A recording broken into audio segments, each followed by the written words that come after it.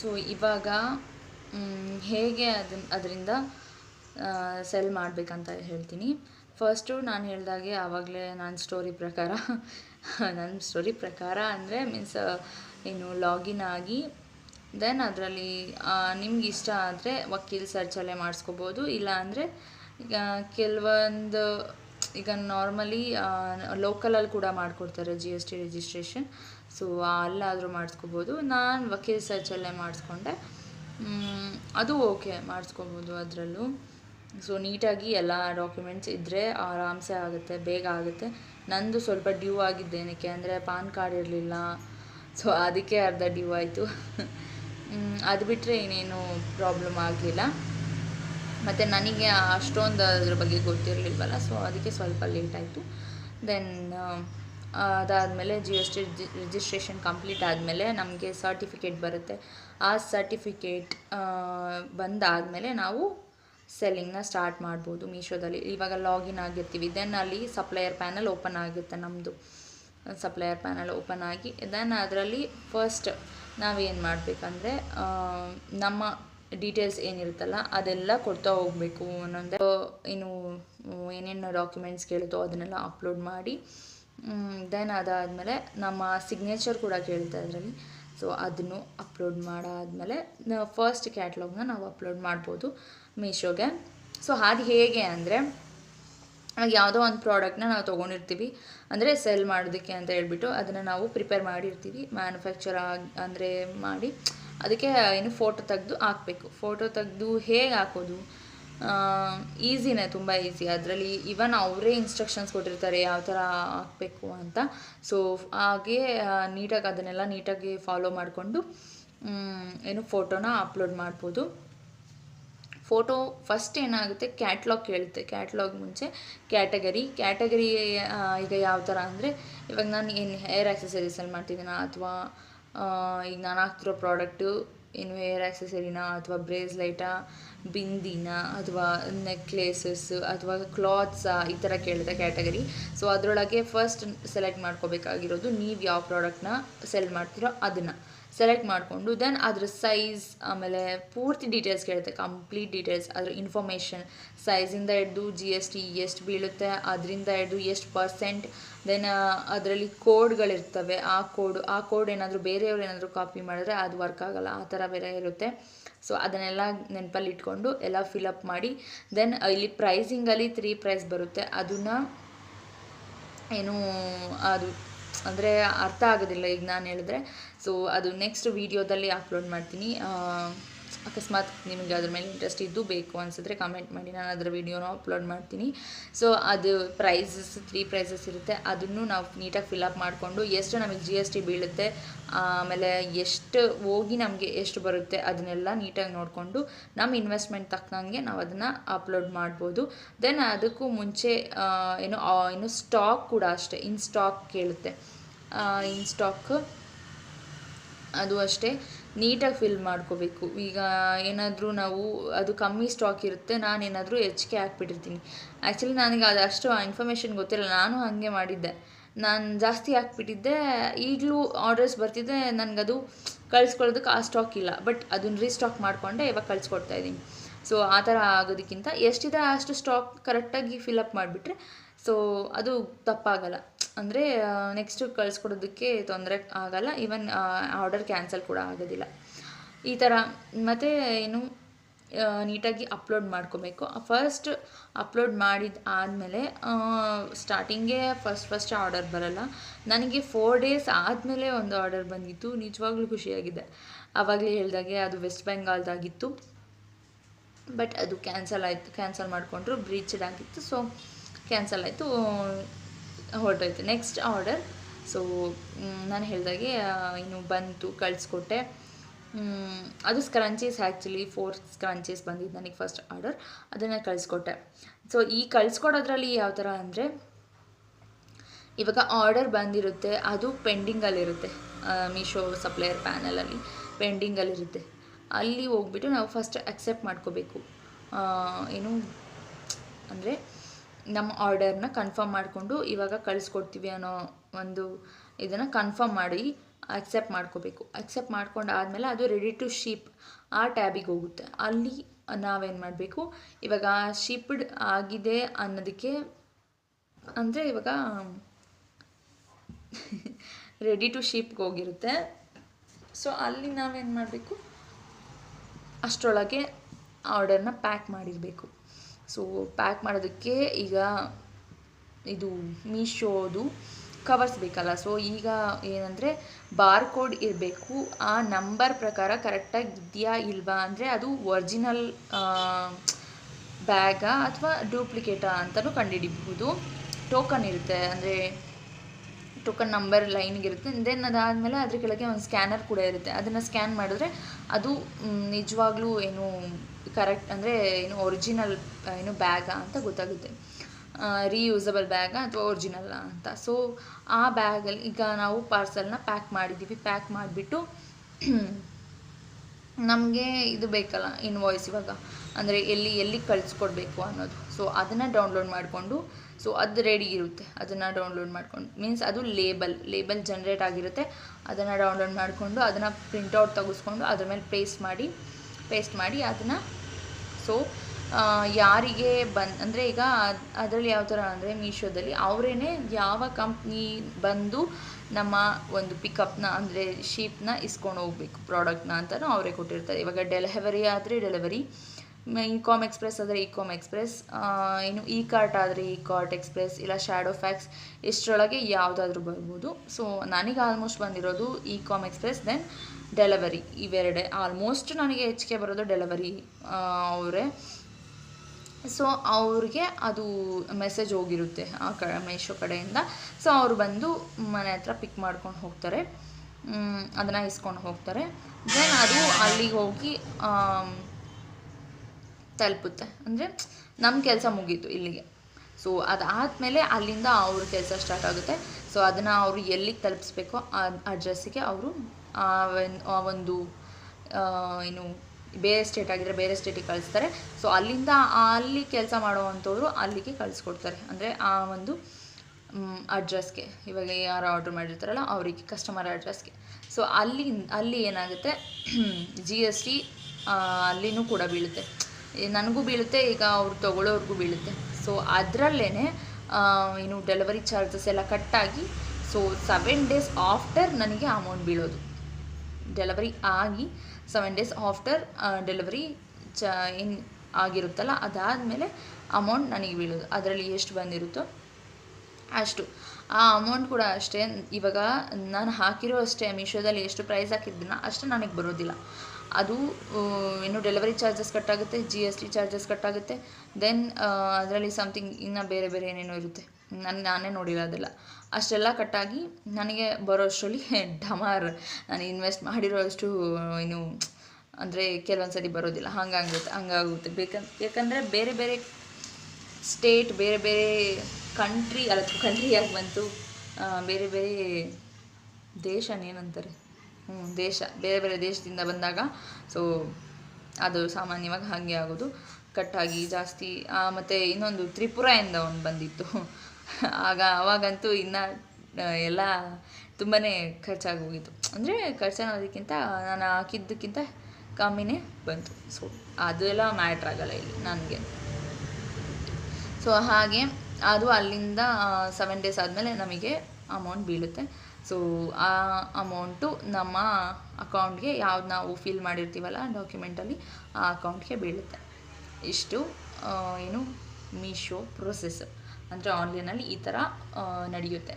ಅದೇ ನಮ್ಮ ಓನಾಗಿ ವೆಬ್ಸೈಟ್ ಮಾಡ್ಕೋತೀವಿ ಅಂದರೆ ಎಲ್ಲ ಜವಾಬ್ದಾರಿ ನಮ್ಮದೇ ಆಗಿರುತ್ತೆ ಈ ಥರ. ಓಕೆ, ಇನ್ನು ಅರ್ನಿಂಗ್ಸ್ ವಿಚಾರಕ್ಕೆ ಬರೋದು ಆದರೆ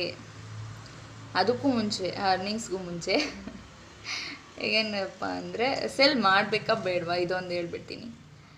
ಸೊ ಮೀಶೋದಲ್ಲಿ ಇವಾಗ ಯಾರಾದರೂ ನಾನೇ ಅಂದ್ಕೊಳ್ಳಿ, ನಾನೇ ಇವಾಗ ಸೆಲ್ ಮಾಡ್ತಾಯಿದ್ದೀನಿ, ಅವರು ಚಾರ್ಜಸ್ ತೊಗೊಳ್ಳಲ್ಲ, ಫ್ರೀ ಸೆಲ್ಲಿಂಗ್ ಕೊಡ್ತಾರೆ. ಅಂದರೆ ಇವಾಗ ಅಮೆಝಾನ್, ಫ್ಲಿಪ್ಕಾರ್ಟ್ ಇದರಲ್ಲೆಲ್ಲ ನಾವು ಸೆಲ್ ಮಾಡಬೇಕಂದ್ರೆ ಏನಾದರೂ ಪ್ರಾಡಕ್ಟ್ಸ್, ಸೊ ಅವರಿಗೆ ಇಷ್ಟು ಚಾರ್ಜಸ್ ಅಂತ ಇರುತ್ತೆ, ಅವರಿಗೆ ಅದನ್ನು ನಾವು ಪೇ ಮಾಡಬೇಕಾಗುತ್ತೆ. ಬಟ್ ಮೀಶೋದಲ್ಲಿ ಆ ಥರ ಯಾವುದೇ ಥರ ಅಮೌಂಟ್ ಪೇಯಬಲ್ ಇರಲ್ಲ. ಸೊ ಇದೊಂದು ಫಸ್ಟ್ ಅಂದರೆ ಒಳ್ಳೆ ಅಡ್ವಾಂಟೇಜ್, ಎಲ್ರಿಗೂ ಉಪಯೋಗ ಆಗಲಿ, ಮತ್ತು ಎಂಥ ಚಿಕ್ಕ ಬಿಸ್ನೆಸ್ ಯಾರು ಮಾಡ್ತಿರ್ತಾರೆ ಸ್ಮಾಲ್ ಬಿಸ್ನೆಸ್ ಅವ್ರಿಗೆ ಕೂಡ ಯೂಸ್ ಆಗಲಿ ಅಂತ ಹೇಳ್ಬಿಟ್ಟು ಈ ಥರ ಒಂದು ಆಪರ್ಚುನಿಟಿ, ಮತ್ತು ಅವ್ರಿಗೆ ಅದು ಒಂದು ಪ್ರಾಫಿಟ್ ಕೂಡ, ಅಡ್ವಾಂಟೇಜ್ ಅವ್ರಿಗೂ. ಸೊ ನಮಗೂ ಅಡ್ವಾಂಟೇಜೆ. ಇದು ಒಂದು ಫಸ್ಟ್ ಮೇನ್. ದೆನ್ ಅದಾದಮೇಲೆ ಪಾಯಿಂಟ್. ದೆನ್ ಅನದರ್ ಏನಪ್ಪ ಅಂದರೆ ಮೀಶೋದಲ್ಲಿ ಡೆಲಿವರಿ ಚಾರ್ಜಸ್ ಏನಿರುತ್ತಲ್ಲ ಅದು ನಮ್ಮಿಂದ ಕಟ್ಟಾಗಲ್ಲ, ಮೀನ್ಸ್ ನಮಗೆ, ಬಟ್ ಅದು ಏನಾಗುತ್ತೆ, ನಮ್ಮಿಂದ ಕಟ್ಟಾಗಲ್ಲ ಅನ್ನೋದಕ್ಕಿಂತ ನಾವು ಪ್ರೈಸಸ್ ಯಾವ ರೀತಿ ಹಾಕಿರ್ತೀವಿ ಅದ್ರ ಮೇಲೆ ಹೋಗುತ್ತೆ. ಅದು ಯಾರು ಕಸ್ಟಮರ್ ತೊಗೋತಾರಲ್ಲ ಅವರಿಂದ ಡೆಲಿವರಿ ಚಾರ್ಜಸ್ ಕಟ್ಟಾಗುತ್ತೆ. ದೆನ್ ಅದಾದಮೇಲೆ ನಮಗೆ GST ಯಾವ ಥರ ಬೀಳುತ್ತೆ ಮೀಶೋದಲ್ಲಿ ಅಂದರೆ, ಈ ಆಲ್ಮೋಸ್ಟ್ 3 ಆಮೇಲೆ 18 ಈ ಥರ ಇರುತ್ತೆ. ಆಲ್ಮೋಸ್ಟ್ 18 ಬೀಳುತ್ತೆ. ಸಮ್ ಪ್ರಾಡಕ್ಟ್ಸ್ ಮಾತ್ರ ಕಮ್ಮಿ ಬೀಳೋದಷ್ಟೇ. ಸೊ ಅದೊಂದು ಥರ್ಡ್ ಪಾಯಿಂಟ್. ದೆನ್ ಫೋರ್ತ್ ಬಂದು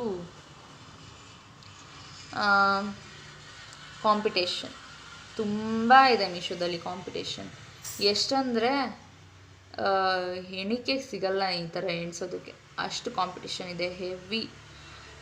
ಒಬ್ರದ್ದು ಒಂದು ಪ್ರಾಡಕ್ಟ್ ಚೆನ್ನಾಗಿ ರಿವ್ಯೂ ರೇಟಿಂಗ್ ತೊಗೋತಿದ್ದಾರೆ, ಒಳ್ಳೆ ಆರ್ಡರ್ಸ್ ಬರ್ತಿದೆ ಅಂದರೆ ಅವರು ಅದಕ್ಕೆ ಏನಿಲ್ಲ ಅಂದರೂ 4-5 ಇಯರ್ಸ್ ಶ್ರಮ ಪಟ್ಟಿರ್ತಾರೆ.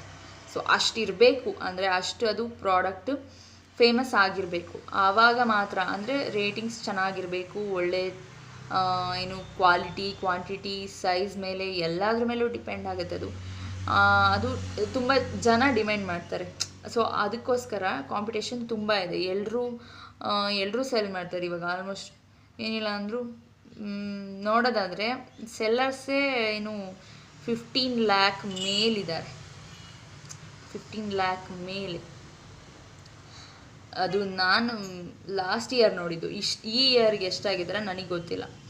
ಸೊ ಇಷ್ಟಿರಬೇಕಾದ್ರೆ ಅಷ್ಟು ಜನ ಮೇಲೆ ಕಾಂಪಿಟೇಷನ್ ಇದೆ. ಸೊ ತುಂಬ ಕಷ್ಟ ಮಾಡೋದು. ಅದು ಅಪರೂಪದ ಮೇಲೆ ಅಪರೂಪ. ಸ್ಟಾರ್ಟಿಂಗ್ ಏನಾದರೂ ನಾವು ಮಾಡಿದ್ದೀವಿ ಅಂದರೆ ಅದು ಇನ್ನೂ ಏನು ಆರ್ಡರ್ಸ್ ತೊಗೊಳ್ಳೋದಾಗಲಿ, ಆಮೇಲೆ ರೇಟಿಂಗ್ ಬರೋದಾಗಲಿ ತುಂಬ ಅಪರೂಪ. ಸೊ ಸ್ವಲ್ಪ ಏನು ಕಾಂಪಿಟೇಷನ್ ಜಾಸ್ತಿ ಆಗಿರೋದ್ರಿಂದ ದೊಂಬಿ ಆಗೋಗ್ಬಿಟ್ಟಿದೆ ಮೀಶೋದಲ್ಲಿ. ಬಟ್ ಒಳ್ಳೆ ಸೆಲ್ಲಿಂಗ್ ಆಗಬೇಕು ಅಂದರೆ ಸ್ವಲ್ಪ ವರ್ಷ ಅದು ಅಂದರೆ ಗೊತ್ತಾಗಬೇಕು. ಇವಾಗ ನಾವೇನು ಮಾಡ್ತೀವಿ, ಮೀಶೋ ನೋಡಬೇಕಾದ್ರೆ ಒಂದನ್ನು ತೊಗೊಳ್ಳೋಣ ಅಂತ ಹೇಳ್ಬಿಟ್ಟು ವಿಶ್ ಲಿಸ್ಟಿಗೆ ಹಾಕಿರ್ತೀವಿ, ಬಟ್ ಅದನ್ನು ನಾವು ತೊಗೊಂಡಿರಲ್ಲ. ಎಷ್ಟು ವರ್ಷ, 1 ವರ್ಷ ಆಗಿರ್ಬೋದು, ಅಥವಾ 1 ತಿಂಗಳಾಗಿರ್ಬೋದು, 2 ವರ್ಷನೇ ಆಗಿರ್ಬೋದು, ನಾವು ಅದನ್ನು ತೊಗೊಂಡೇ ಇರಲ್ಲ. ಬಟ್ ಆ ಪ್ರಾಡಕ್ಟ್ ಹಾಗೇ ಇರುತ್ತೆ. ಸೊ ಆ ಥರ ನೆಕ್ಸ್ಟ್ ಅದು ಒಂದಿನ ನಮ್ಮ ಹತ್ರ ಏನೋ ತೊಗೊಳ್ಬೇಕು ಅಂತ ಆಸೆ ಬಂದು ಅದನ್ನು ವಿಶ್ ಲಿಸ್ಟಲ್ಲಿರೋದನ್ನು ಹುಡಿಕೊಂಡು ಹೋಗಿ ಅದನ್ನು ಆರ್ಡರ್ ಮಾಡ್ತೀವಲ್ಲ. ಸೊ ಹಾಗೆ ಆ ಸ್ಟಾಕ್ ಅಥವಾ ಆ ಒಂದು ಪ್ರಾಡಕ್ಟ್ ಹಾಗೆ ಮೀಶೋದಲ್ಲಿ ಇದ್ದಾಗ, ಮತ್ತು ಅದು ಹಂಗೆ ಏನು ಜನಪ್ರಿಯತೆ ತೊಗೊಂಡಾಗ, ಸೊ ಅದು ಒಂದೊಂದು ಪ್ರಾಡಕ್ಟ್ಸ್ ನೋಡಿ, ಇವಾಗ ಪ್ರತಿಯೊಬ್ಬರು ವಿಶ್ ಲಿಸ್ಟಲ್ಲೂ ಇರುತ್ತೆ ಆ ಪ್ರಾಡಕ್ಟ್ ಎಲ್ಲರೂ ತೊಗೊಂಡಿರ್ತಾರೆ ಅಂತ. ಹಾಗೆ ಅದು ಏನು ಒಂಥರ ಫೇಮಸ್ ಆದಂಗೆ ಆ ಪ್ರಾಡಕ್ಟ್. ಸೊ ಆ ಥರ ಅದೊಂದು ಮೇನ್ ಪಾಯಿಂಟು. ಚೆನ್ನಾಗಿ ಗೊತ್ತಾಗಬೇಕು ಜನಕ್ಕೆ. ಈಗ ಯಾವ ಥರ ಬೂಸ್ಟ್ ಪೋಸ್ಟ್ ಅಂತ ಇನ್ಸ್ಟಾದಲ್ಲಿ ಬರುತ್ತಲ್ಲ, ಆ ಥರನೇ ಬೂಸ್ಟ್ ಆರ್ಡರ್ಸ್ ಅಂತಲೂ ಬರುತ್ತೆ ಮೀಶೋದಲ್ಲಿ. ಅದೊಂದು 5th ಪಾಯಿಂಟ್. ಬಟ್ ಅದೇನಂದರೆ ಅಮೌಂಟ್ ಚಾರ್ಜ್ ತೊಗೋತಾರೆ, ಅದೆಲ್ಲ ನಾನು ಮಾಡಿಸಿಲ್ಲ. ದೆನ್ ನೆಕ್ಸ್ಟ್ ಏನು ಹೇಳೋದಾದರೆ 6th ಪಾಯಿಂಟ್, ಸ್ಟಾರ್ಟಿಂಗ್ ಬರುತ್ತಾ ಆರ್ಡರ್ಸ್. ಇದೇನೆಂದರೆ ಹೇಳೋಕ್ಕಾಗಲ್ಲ, ಅಂದರೆ ಅವರವರ ಲಕ್ ಮೇಲೆ ಡಿಪೆಂಡ್ ಆಗುತ್ತೆ ಒಂದೊಂದು ಸರಿ. ಸೊ ನನಗೆ ಅದೇ ಹೇಳಿದಾಗೆ 3-4 ಡೇಸಿಗೆ ಬಂದಿತ್ತು. ಬಟ್ ಅದಾದಮೇಲೆ 2 ಆರ್ಡ್ರ್ ಬಂದಾದಮೇಲೆ ಮತ್ತೆ 1 ಮಂತ್ ಯಾವ ಆರ್ಡ್ರು ಬರಲಿಲ್ಲ. ಸೊ ಹಾಗೂ ಆಗ್ಬೋದು, ಹೇಳೋಕ್ಕಾಗಲ್ಲ ಇದು ಹೀಗೆ ಅಂತ. ಪ್ರಾಬಬಿಲಿಟಿ ಇದು ಒಂಥರ ಬಂದರೂ ಬರ್ಬೋದು, ಬರ್ದೇನೂ ಇರ್ಬೋದು ಈ ಥರ. ಸೊ ಪ್ರಾಡಕ್ಟ್ ಚೆನ್ನಾಗಿದ್ದರೆ 100% ಬರುತ್ತೆ. ಬಟ್ ಅದು ವ್ಯೂಸ್ ಚೆನ್ನಾಗಾಗಬೇಕು. ಆ್ಯಕ್ಚುಲಿ ಇದರಲ್ಲಿ ಕೂಡ ವ್ಯೂಸ್ ಇದೆ. ನಾನು ಇದೆಲ್ಲ ಅಂದ್ಕೊಂಡಿರಲಿಲ್ಲ ಇದರಲ್ಲೆಲ್ಲ ವ್ಯೂಸ್ ಇರುತ್ತೆ ಅಂತ. ಬಟ್ ಮೀಶೋದಲ್ಲಿ ಕೂಡ ವ್ಯೂಸ್ ಇದೆ. ದೆನ್ ಅದು ವ್ಯೂಸ್ ಇಷ್ಟು ರೀಚ್ ಮಾಡಬೇಕಂತ ಇದೆ. ಸೊ ಅಷ್ಟು ವ್ಯೂಸ್ ರೀಚ್ ಆಗುತ್ತೆ ಪರ್ ಡೇ ಎಷ್ಟಾಗಬಹುದು. ಅದರಲ್ಲೂ ಏನಾದರೂ ಕಮ್ಮಿ ಆದರೆ ಆರ್ಡರ್ಸ್ ಕೂಡ ಆಟೋಮೆಟಿಕಲಿ ಕಮ್ಮಿ ಆಗುತ್ತೆ. ಆ ಥರ ನೋಡಿದವರೆಲ್ಲ ವಿಶ್ ಲಿಸ್ಟಿಗೆ ಹಾಕಲ್ಲ, ನೋಡಿದವರೆಲ್ಲ ಆರ್ಡ್ರ್ ಮಾಡಲ್ಲ. ಸೊ ನೋಡಿರೋದು ಕೂಡ ಕೌಂಟ್ ಆಗುತ್ತೆ ಇಲ್ಲಿ. ಹಾಗೆ ವಿಶ್ ಲಿಸ್ಟ್ಗೆ ಹಾಕಿರೋದು ಕೂಡ, ಇಂಪ್ರೆಷನ್ ಕೂಡ ಕೌಂಟ್ ಆಗುತ್ತೆ. ಸೊ ಈ ಥರ ಅದೊಂದು 6th ಪಾಯಿಂಟ್. ದೆನ್ ಮಾಡಬೇಕಾ ಮಾಡಬಾರ್ದ ಮೀಶೋದಲ್ಲಿ ಸೆಲ್ ಇದು ಬರೋದಾದರೆ, ಅದು ಒಂದು ಇಲ್ಲ ನನಗೆ ಪ್ರಾಫಿಟೇ ಬೇಕು ಅನ್ನೋದಾದರೆ ಬೇಡ, ಮಾಡಬೇಡಿ. ಅಂದರೆ ಆಗಲ್ಲ ಯಾರಿಗೂ ಫಸ್ಟೇ ಪ್ರಾಫಿಟು, ಯಾರಿಗೆ ತಾನೇ ಆಗುತ್ತೆ. ಸೊ ಇಲ್ಲ ನನಗೆ ಪ್ರಾಫಿಟು ಗೇನು ಅಥವಾ ಪ್ರಾಫಿಟ್ ಲಾಸು ಎರಡೂ ಓಕೆ, ನಾನು ಎರಡನ್ನೂ ಒಪ್ಕೋತೀನಿ. ಹಾಲಲ್ಲಾದರೂ ಹಾಕಲಿ ನೀರಲ್ಲಾದರೂ ಹಾಕಲಿ ಅಂತ ಹೇಳ್ಬಿಟ್ಟು ಮಾಡೋದಾದರೆ 100% ಮೀಶೋದಲ್ಲಿ ಸೆಲ್ ಮಾಡ್ಬೋದು. ಸೊ ಏನಂದರೆ ಬಟ್ ಅದಕ್ಕೆ ಇವಾಗ ಸ್ವಲ್ಪನಾದರೂ ಏನಂತಾರೆ ಎನ್ಕರೇಜ್ ಇರಬೇಕು, ಸಪೋರ್ಟ್ ಇರಬೇಕು ಮಾಡಬೇಕಂದ್ರೆ. ಸುಮ್ಮನೆ ಆಗಲ್ಲ ನಿಜವಾಗ್ಲೂ. ನಾನು ನಿಜವಾಗ್ಲೂ ಹೇಳ್ತೀನಿ, ಏನಾದರೂ ನಮ್ಮಮ್ಮ ಏನಾದರೂ ನಂಗೆ ಸಪೋರ್ಟ್ ಮಾಡಿರಲಿಲ್ಲ ಅಂದಿದ್ರೆ 100% ಆಗ್ತಿರ್ಲಿಲ್ಲ. ಅಂದರೆ ಹೇಳಬಾರ್ದು. ಸ್ಟಾರ್ಟಿಂಗ್ ನನಗೆ ಅದ್ರ ಬಗ್ಗೆ ಏನೂ ಗೊತ್ತಿಲ್ಲ, ನಾನು ಹತ್ತಿದ್ದೀನಿ 1-2 ದಿನ ಕೂತ್ಕೊಂಡು. ಇದು ಹೆಂಗಪ್ಪ, ಎಕ್ಸಾಮ್ ಟೈಮ್ ಬೇರೆ, ಅದರಲ್ಲೂ ನಾನು 2nd ಸೆಮ್ ಎಕ್ಸಾಮ್ ಬೇರೆ ಬರಿತಾ ಇದ್ದೀನಿ. ಅದೇ ಟೈಮಲ್ಲೇ GST ರಿಜಿಸ್ಟ್ರೇಷನ್ ಇನ್ನೂ ಕಂಪ್ಲೀಟ್ ಆಗ್ತಾಯಿದೆ. ಇವಾಗ ಅದ್ರ ಪ್ರೊಸೆಸ್ ಹೆಂಗೆ ಮಾಡಬೇಕು, ಅವ್ರು ಪದೇ ಪದೇ ಫೋನ್ ಮಾಡ್ತಿದ್ದಾರೆ, ಆ ಡಾಕ್ಯುಮೆಂಟ್ ಈ ಡಾಕ್ಯುಮೆಂಟ್ ಅಂತ. ನಿಜವಾಗ್ಲೂ ನನಗೆ ಹೆಂಗೆ ಮಾಡಬೇಕು. ಆಮೇಲೆ ನಾವು ನಮಗೆ ಹಿಂಗೆಲ್ಲ ಹೇಳ್ದೆ, ನಿಧಾನಕ್ಕೆ ಅವ್ರು ಏನು ಹೇಳ್ತಾರೋ ಅದನ್ನು ನೀಟಾಗಿ ಮಾಡ್ಕೊಂಡು ಹೋಗಿ ಎಲ್ಲ ಸರಿ ಹೋಗುತ್ತೆ. ಆವಾಗ ಓಕೆ ಸಮಾಧಾನ ಆಯಿತು. ಬಟ್ ಕೆಲವೊಂದು ಸರಿ ನಮ್ಮಮ್ಮನೂ ಬೈಯುತ್ತೆ, ಹೆಂಗೆ ಇದೇ ಆಯಿತು ನಿಂದು ಬರೀ ಏನು ಬರುತ್ತಿದ್ರಿಂದ ಹಂಗೆ ಹಿಂಗೆ ಅಂದಿದೆ. ಬಟ್ ಅದು ಸೆಕೆಂಡ್ರಿ, ಅವ್ರ ಕೋಪಕ್ಕೆ ಅಂತಾರೆ, ಅದೆಲ್ಲ ನಾವು ಮನಸ್ಸಿಗೆ ಹಾಕ್ಕೋಬಾರ್ದು. ದೆನ್ ಅದೇ ಹೇಳಿದ್ನಲ್ಲ, ಸಪೋರ್ಟ್ ಮೇನ್ ಇಂಪಾರ್ಟೆಂಟ್. ಒಂದು ಇದ್ದರೆ 100% ಎಲ್ಲರ ಕೈಲೂ ಆಗುತ್ತೆ. ದೆನ್ ಅದು ಬಿಟ್ಟು ಈಗ ಸೆಲ್ ಮಾಡಬೇಕಾ ಮಾಡಬಾರ್ದ ಅನ್ನೋದಾದರೆ, ನನಗೆ ಅಂದರೆ ನನ್ನ ಪ್ರಕಾರ ಹೇಳೋದಾದರೆ, ಅದು ನಿಮಗೆ ಪ್ಯಾಷನ್ ಆಗಿದ್ದರೆ ಅಥವಾ ನಿಮ್ಗೆ ಅದು ಇಷ್ಟಪಟ್ಟು ನೀವು ಮಾಡ್ತಿದ್ದೀರಾ, ನಿಮಗೆ ಪ್ರಾಫಿಟ್ಟು ಲಾಸ್ ಬಗ್ಗೆ ಯೋಚನೆ ಮಾಡಲ್ಲ ಅನ್ನೋದಾದರೆ 100% ಮೀಶೋ ಬೆಸ್ಟ್ ನನ್ನ ಪ್ರಕಾರ. ಇವಾಗ ಅಮೆಝಾನ್, ಫ್ಲಿಪ್ಕಾರ್ಟ್ ಆದರೆ ಅದಕ್ಕೆ ದುಡ್ಡು ಹಾಕಿ ಏನಾದರೂ ನಾವು ಮಾಡಿದ್ದೀವಿ ಅಂದರೆ, ಅದರಲ್ಲೇನಾದರೂ ಆರ್ಡರ್ ಬರಲಿಲ್ಲ, ನಮಗೇನು ಪ್ರಾಫಿಟ್ ಆಗ್ತಿಲ್ಲ ಅಂದರೆ ಅದು ನಿಜವಾಗ್ಲೂ ಸ್ವಲ್ಪ ತುಂಬ ನೋವಾಗುತ್ತೆ. ಸ್ವಲ್ಪ ಏನು ಜಾಸ್ತಿನೇ ನೋವಾಗುತ್ತೆ. ಯಾಕಂದರೆ ಅಷ್ಟೆಲ್ಲ ಕಷ್ಟಪಟ್ಟಿರ್ತೀವಿ ರಿಜಿಸ್ಟ್ರೇಷನ್ ಮಾಡಿಸೋದಕ್ಕೆ, ತಿಂಗಳ ಕಟ್ಟಬೇಕು. ಹಿಂಗೆಲ್ಲ ಇದ್ದಾಗ ಏನಾಗುತ್ತೆ, ನೋವಾಗುತ್ತೆ. ಸೊ ಅದು ಬಿಟ್ಟು ಇವಾಗ ಇದು ಒಳ್ಳೆ ಪ್ಲ್ಯಾಟ್ಫಾರ್ಮ್ ಮೀಶೋ. ಸೊ ಇದಾದಮೇಲೆ ಹೇಳೋದಾದರೆ ನೆಕ್ಸ್ಟ್ 8th ಪಾಯಿಂಟ್ ಬಂದು ಅರ್ನಿಂಗ್ಸ್. ಏನು ಹೇಳು, ಇಷ್ಟೊಂದು ಆಳವಾಗಿ ಹೋಗಿ ಹೇಳ್ತಿದ್ದಾಳೆ, ಇವಾಗ ಅರ್ನಿಂಗ್ಸಿಗೆ ಬರ್ತಿದ್ದಾಳೆ ಅನ್ನೋದಾದರೆ, ಸ್ಟಾರ್ಟಿಂಗ್ ಅರ್ನಿಂಗ್ಸ್ ಆಗಲ್ಲ, ನಾನೇ ಹೇಳ್ತೀನಿ. ಓಕೆ, ಸ್ಟಾರ್ಟಿಂಗಲ್ಲಿ ಅರ್ನಿಂಗ್ಸ್ ಆಗಲ್ಲ. ಹೇಗೆ ಅಂದರೆ ಇನ್ವೆಸ್ಟ್ಮೆಂಟ್ ನಾವು ಎಷ್ಟು ಹಾಕಿರ್ತೀವೋ ಅಷ್ಟು ಬರುತ್ತೆ ಅಷ್ಟೇ, ಬಟ್ ಪ್ರಾಫಿಟ್ ಆಗಲ್ಲ. ಇದಂತೂ ಒಪ್ಕೊಳ್ಳೋ ಅಂಥ ಮಾತೆ. ಬಟ್ ಯಾವಾಗ ಆರ್ಡರ್ಸ್ ಜಾಸ್ತಿ ಬರೋದಕ್ಕೆ ಶುರು ಆಗುತ್ತೆ, ಆವಾಗ ಒಳ್ಳೆ ರೇಟಿಂಗ್ ಬರೋದಕ್ಕೆ ಶುರುವಾಗುತ್ತೆ. ಸೊ ಆವಾಗ ಅರ್ನಿಂಗ್ಸ್ ಜಾಸ್ತಿ ಆಗೋದಕ್ಕೆ ಶುರುವಾಗುತ್ತೆ. ಬಟ್ ಅದಕ್ಕೂ ಮುಂಚೆ ಯಾವುದೇ ರೀತಿ ಏನು ಅರ್ನಿಂಗ್ಸಲ್ಲಿ ಅಂದರೆ ಅಷ್ಟೊಂದಾಗಿ ನಾವೆಷ್ಟು ಹಾಕಿರ್ತೀವೋ ಅದಕ್ಕೆ ಡಬಲ್ ತೊಗೊಳೋದಕ್ಕಾಗಲ್ಲ. ಬಟ್ ಅದ್ರ ಹೊರತುಪಟ್ಟು ಅಷ್ಟೇ ತೊಗೋಬೋದು. ಅಂದರೆ ನಾವೆಷ್ಟು ಮಾಡಿರ್ತೀವೋ ಅಷ್ಟೇ ತೊಗೋಬೋದು. ಹಾಗೆ ನನ್ನ ಅರ್ನಿಂಗ್ಸ್ ಬಗ್ಗೆ ಹೇಳೋದಾದರೆ, ಇದುವರೆಗೂ 7 ಆರ್ಡರ್ಸ್ ಬಂದಿದ್ದಾವೆ. ಅಂದರೆ ಈ 3 ಮಂತ್ಸಲ್ಲಿ, ಅಂದರೆ ಅಕ್ಟೋಬರಲ್ಲಿ ಒಂದೇ ಬಂದಿದ್ದು. ದೆನ್ ನವೆಂಬರಲ್ಲಿ ಬಂದೇ ಇಲ್ಲ. ದೆನ್ ಡಿಸೆಂಬರಲ್ಲಿ ಏನು 3 to 4 ಏನೋ ಬಂತು, 3 to 4 ಆ್ಯಂಡ್ ಜಾನಲ್ಲಿ 2 ಬಂದಿದ್ದು. ಸೊ ಇಷ್ಟು ಸೇರಿ ಫಸ್ಟ್ ಆರ್ಡರ್ದು ಅದು ಎಷ್ಟು 120 ಅಮೌಂಟು ಫಸ್ಟ್ ಬಿದ್ದಿದ್ದು ನನಗೆ. ಅದು ಎಷ್ಟು ಖುಷಿಯಾಗಿದೆ ಅಂದರೆ ಅವತ್ತು ಹೆವಿ ಫುಲ್ 7 days ಯಾವಾಗ ಆಗುತ್ತೋ ಆರ್ಡರ್ ಬಂದಿದೆ, ಅದು ಪಾರ್ಸಲ್ ಅಂದರೆ ಹೋಗಿದೆ. ಬಟ್ ಇವಾಗ 7 days ಯಾವಾಗ ಆಗುತ್ತೋ, ಅಮೌಂಟ್ ಯಾವಾಗ ಬೀಳುತ್ತೋ ಅಂತ. ಸೊ ಬೀಳ್ತು 120 ರೂಪೀಸ್ ಫಸ್ಟ್. ನಿಜವಾಗ್ಲೂ ಅವತ್ತು ಎಷ್ಟು ಖುಷಿಯಾಗಿದೆ ಅಂದರೆ ಅಷ್ಟೇ, ಹಿಂಗೆ ಒಂಥರ ಆನಂದ ಬಾಷ್ಪ ಅಂತಾರಲ್ಲ, ಹಂಗಾಗೂ ಬಿಡಿತ್ತು. ಹತ್ತಿದ್ದೆ ಕೂಡ ಅವತ್ತು. ಹಾಗೆ ಅವತ್ತು ಒಂಥರ ಸ್ಪೆಷಲ್ಲೇ. ಸೊ 120 ರೂಪೀಸ್ ಫಸ್ಟ್ ನನಗೆ ಬಿದ್ದಿದ್ದಂಥ ಅಮೌಂಟ್ ಏನು. ದೆನ್ ಅದಾದಮೇಲೆ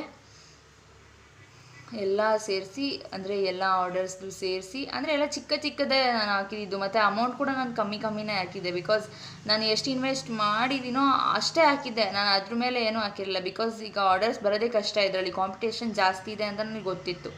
ಸೊ ನಾನೇನು ಮಾಡಿದೆ, ಅಷ್ಟೇ ಹಾಕಿದೆ. ಸೊ ಅಷ್ಟೇ ಬಂದಿದೆ, ನನಗೇನು ಬೇಜಾರಿಲ್ಲ. ಸೊ ಇದು ಇನ್ನೂ ಕಂಟಿನ್ಯೂ ಆಗ್ತಾಯಿದ್ರೆ 100% ಚೆನ್ನಾಗಿ ಮಾಡ್ಬೋದು. ಎಲ್ಲ ಸೇರಿಸಿ ಅಂದರೆ 7 ಆರ್ಡರ್ಸ್ದು ಸೇರಿಸಿ ನನಗೆ ಬಂದಿರೋದು 554 ರುಪೀಸ್. ಇಷ್ಟೇ ಅನ್ನೋದಕ್ಕಿಂತ ಇಷ್ಟೊಂದ ಅನ್ನೋದೇ ನನಗೆ ಒಂಥರ ಖುಷಿ. ಯಾಕಂದರೆ ಅಷ್ಟು ತಗೊಳ್ಳೋದಕ್ಕೆ ನಿಜವಾಗ್ಲೂ ಅದು ಮಾಡಿದವ್ರಿಗೆ ಅಂತ ಗೊತ್ತಿರೋದು, ಅಂದರೆ ಕಷ್ಟಪಟ್ಟಿರೋರಿಗೆ ಅಂತ ಗೊತ್ತಿರೋದು ಅದ್ರ ಶ್ರಮ. ಸೊ ಹಂಗೆ ಅಷ್ಟು ನನಗೆ ಇಲ್ಲಿವರೆಗೂ ಬಂದಿರೋವಂಥ ಅಮೌಂಟ್. ಸೊ ಇದೇ ನಿಜ. ನಾನೇನು ಅಷ್ಟೊಂದು ಜಾಸ್ತಿ ತೊಗೊಂಡಿಲ್ಲ. ಬಟ್ ಆರ್ಡರ್ಸ್ ಈಗ ಜಾನ್ ತಿಂಗಳಲ್ಲಿ ಅಷ್ಟಾಯಿತು. ಈಗ ಫೆಬ್ರವರಿ ತಿಂಗಳಲ್ಲಿ ಇನ್ನೂ ಯಾವುದೇ ಆರ್ಡರ್ ಬಂದಿಲ್ಲ. ಸೊ ಬಂದರೆ ಅದನ್ನು ಕಳಿಸ್ಕೊಡ್ತೀನಿ. ದೆನ್ ನನಗೆ ನಿಜವಾಗ್ಲೂ ಇವಾಗಲೂ ಅಷ್ಟೇ ನಾನು ಇಷ್ಟಪಟ್ಟೆ ಮಾಡ್ತಾ ಇರೋದು. ಒಂಥರ ನನಗೆ ಯಾವುದೇ ಆಗಲಿ ಕೆಲಸ ನಾನು ಅದನ್ನು ದೇವ್ರ ಥರನೇ ನೋಡಿ ನಾನು ಮಾಡ್ತೀನಿ. ಸೊ ಇದೂ ಅಷ್ಟೇ, ಯಾರು ಏನೇ ನನಗೆ ಇಲ್ಲ ಇದರಿಂದ ಏನೂ ಬರಲ್ಲ ಎಷ್ಟೋ ಜನ ಹೇಳಿದ್ರು, ನನ್ನ ಫ್ರೆಂಡ್ಸೇ ಹೇಳಿದ್ರು. ಅಂದರೆ ಹೆಸರು ಬೇಡ ಇವಾಗ ತೊಗೊಳ್ಳೋದು, ಏನು ಬರುತ್ತೆ ಇದರಿಂದ, ನೀನೇ ಮಾಡ್ಕೊಂಡು ನೀನೇ ಹಾಕೋ, ಅಂದರೆ ನೀನೇ ಬ್ರೇಸ್ಲೆಟ್ ಮಾಡ್ಕೊಂಡು ನೀನೇ ಹಾಕೋ ಅಂತ ಹೇಳ್ದವರು ಇದ್ದಾರೆ. ಇದರಿಂದ ಏನು ನೀನು ದುಡಿತೀಯಾ, ಏನು ಬಂದ್ಬಿಡುತ್ತೆ ನಿನಗೆ ಅಂತ ಹೇಳ್ದವರು ಇದ್ದಾರೆ. ಅದೆಲ್ಲ ತಲೆಗೆ ಹಾಕ್ಕೊಳ್ಳಲ್ಲ. ಬರುತ್ತೋ ಬಿಡುತ್ತೋ ಸೆಕೆಂಡ್ರಿ, ನಾನು ಅದನ್ನು ದೇವರು ಅಂತ ನಂಬಿದ್ದೀನಿ. ಇವಾಗ ದೇವ್ರು ನಿಮ್ಗೇನಾದರೂ ಕಾಣಿಸ್ತಾನ? ಹಾಗೆ ಇದೂ ನಾವು ಫಸ್ಟು ನಂಬಿಕೆ ಇಡಬೇಕು. ಬರುತ್ತೋ ಬಿಡುತ್ತೋ ಸೆಕೆಂಡ್ರಿ. ಸೊ ನನಗೆ ಅಷ್ಟೇ, ನನಗೇನು ತುಂಬ ದುಡಿಬೇಕು ಅಂತ ಏನು ಆಸೆ ಇಲ್ಲ. ನಾನು ಏನು ಇಷ್ಟಪಟ್ಟಿದ್ದೀನೋ ಅದನ್ನು ಮಾಡಿದ್ರೆ ನನಗೆ ತುಂಬ ಖುಷಿ. ಇವಾಗ ಯೂಟ್ಯೂಬಲ್ಲೂ ಅಷ್ಟೇ, ನನಗಿದ್ದು ಸ್ಟಾರ್ಟಿಂಗ್ ನನ್ನ ಅಕೌಂಟ್ ಫಸ್ಟ್ ನಾನು ಓಪನ್ ಮಾಡಿದ್ದು ಚಾನಲ್ ನಾನು 8th ಅದು ಒಂಥರ ಬಿಡಿ ಸ್ಟೋರಿ. ಅದು ಯಾಕೆ ಇವಾಗ ನೆನಪಿಸ್ಕೊಂಡ್ರೆ ಬೇಜಾರಾಗುತ್ತೆ. ಸೊ ಹಾಗೆ ಮಾಮೂಲಿಯಾಗಿ ಮಾತಾಡ್ತಾರೆ, ತಲೆ ಕೆಡಿಸ್ಕೊಬಿಡಿ. ನಿಮ್ಗೆ ಆಸೆ ಇದ್ದರೆ ನೀವು ಮಾಡಿ, ಅಷ್ಟೇ ಹೇಳೋದು. ಸೊ ತುಂಬ ಮಾತಾಡಿದ್ದೀನಿ ಅನಿಸುತ್ತೆ ಅಲ್ವಾ? ಸೊ ನಮ್ಮಮ್ಮ ಅಂತೈತೆ, ನೀರು ಕುಡಿಲಿಲ್ಲ, ಅವಾಗಲಿಂದ ನೀರು ಕುಡಿಬೇಕು ಅಂತ ಅಂದ್ಕೊಂಡು ಹಂಗೆ ಕೂತ್ಕೊಂಡು ಮಾತಾಡ್ತಾನೆ ಇದ್ದೀನಿ. ಸೊ ಗಾಯ್ಸ್, ನಿಮಗೂ ನಿಮ್ಮ ಗುರಿ ಏನಿದೆ ಅದನ್ನು ಸಾಧಿಸ್ಕೋಬೇಕಂದ್ರೆ ಪ್ಲೀಸ್ ಕನ್ಸಿಸ್ಟೆನ್ಸಿಯಾಗಿ ಮಾಡ್ಕೊಂಡೋಗಿ. ಇವಾಗ ನಾನು ಅಷ್ಟೇ, ಇವಾಗ ಮೀಶೋದು ಕೂಡ ಹಾಗೆ, ಇಲ್ಲಿಗೆ ನಾನು ನಿಲ್ಲಿಸಲ್ಲ.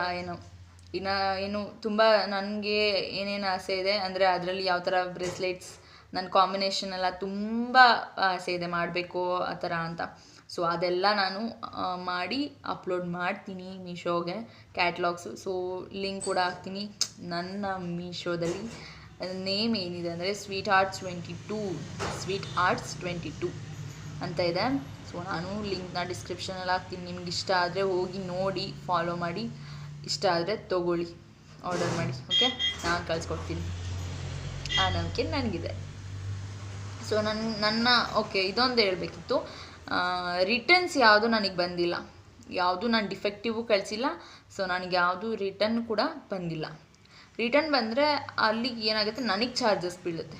ಆ ಕಡೆಯಿಂದ ರಿಟರ್ನ್ಸ್ ಬಂದರೆ ನನಗೆ ಏನು 2 ಹೊರೆ ಆಗುತ್ತೆ ಚಾರ್ಜಸ್. ಇವಾಗ ಅವರು ಅದನ್ನೆಲ್ಲ ಓಪನ್ ಮಾಡಿಬಿಟ್ಟು ಬೇರೇನೂ ಏನಾದರೂ ಕಳಿಸ್ಕೊಟ್ಟಿರ್ಬೋದು, ಅದ್ರ ಚಾರ್ಜಸ್ಸು ನನಗೆ ಬೀಳುತ್ತೆ. ದೆನ್ ರಿಟರ್ನ್ ಚಾರ್ಜಸ್ ಅಲ್ಲಿಂದ ಇಲ್ಲಿಗೆ ಬರಬೇಕಲ್ಲ, ಅದು ನನಗೆ ಬೀಳುತ್ತೆ. ಸೊ ನನ್ನ ಪ್ರಾಡಕ್ಟ್ಸ್ ಯಾವುದು ಆ ಥರ ನನಗೆ ರಿಟರ್ನ್ ಬಂದಿಲ್ಲ. ಸೊ ಇನ್ನು ಮುಂದೇನು ಬರದಿರೋ ಥರ ನಾನು ನೋಡ್ಕೋತೀನಿ. ಸೊ ಇವತ್ತಿನ ವಿಡಿಯೋ ಇಷ್ಟ ಆಗಿತ್ತು ಗಾಯ್ಸ್, ತುಂಬ ಮಾತಾಡ್ಬಿಟ್ಟಿದ್ದೀನಿ. ಸೊ ನೆಕ್ಸ್ಟ್ ವಿಡಿಯೋದಲ್ಲಿ ಸಿಗೋಣ. ಅಲ್ಲಿವರೆಗೂ ಸೈನಿಂಗ್ ಆಫ್ ಹರ್ಷಿತಾ, ನನ್ನ ಜೊತೆ ನೀವು. Bye, love you all. So please ಆದಷ್ಟು ಈ ವಿಡಿಯೋನ ಶೇರ್ ಮಾಡಿ. ಯಾರ್ಯಾರು ಮೀಶೋದಲ್ಲಿ ಸೆಲ್ ಮಾಡಬೇಕು ಅಂತ ಆಸೆ ಪಟ್ಟಿದ್ದಾರೆ ಅವ್ರೆಲ್ಲರಿಗೂ ಒಳ್ಳೆಯದಾಗಲಿ, ಚೆನ್ನಾಗಿ ಸೆಲ್ ಮಾಡಿ. ಸೊ ಕನ್ಸಿಸ್ಟೆನ್ಸಿ ಇರಲಿ ಮೈಂಡಲ್ಲಿ, ಮತ್ತು ನೀವು ಕಾನ್ಸ್ಟೆಂಟಾಗಿ ಅದನ್ನು ಅಂದರೆ ಒಂದೇ ಈಗ ಸ್ಥಿರ ಮೈಂಡ್ ಇರಬೇಕು. ಬಿಡು ಮಾಡೋಣ ಆಮೇಲೆ ಇವೆಲ್ಲ ವರ್ಕ್ ಆಗಲ್ಲ ಅಂತ ಅಂದ್ಕೋಬೇಡಿ, ಆಗುತ್ತೆ ಮಾಡಿದ್ರೆ ಎಲ್ಲ. ಸೊ ಪ್ಲೀಸ್ ಯಾರ್ಯಾರಿಗೆಲ್ಲ ಇಷ್ಟ ಇದೆ ಅವರು ಮಾಡಿ. Okay, bye bye. Love you.